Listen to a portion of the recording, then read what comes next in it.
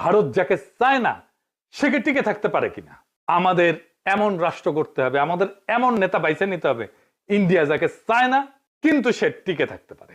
ইতিহাসে একটাই জিনিস দেখাইছে, দিল্লি যাকে ম্যানেজ করতে পারে সে সরকার দেশ চালায় না, সে শুধু সময় পার করে, সে শুধু সম্পদ পাচার করে, সে জনগণকে কেয়ারও করে না, জনগণের ভোটেরও দরকার পড়ে না। আজ দিল্লি যদি বিএনপির দিকে তাকায় তাহলে সেটা ভালোবাসা না, সেটা দিল্লির প্রয়োজনই।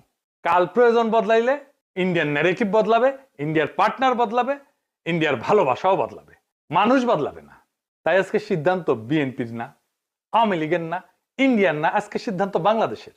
আপনি কি এমন একটা রাষ্ট্র চান যে এইখানে সরকার ঢাকায় কিন্তু সেই সরকারের সার্ভাইভাল দিল্লিতে, নাকি এমন একটা রাষ্ট্র চান যাতে টিকায় রাখতে কারো প্রয়োজন পড়ে না সাহায্যের?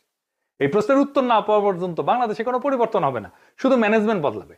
আগামী নির্বাচনে ম্যানেজমেন্ট বদলানোর নির্বাচন না, এটা আসল পরিবর্তনের নির্বাচন, ইন্ডিয়ার বলয় থেকে বাইর হওয়ার নির্বাচন।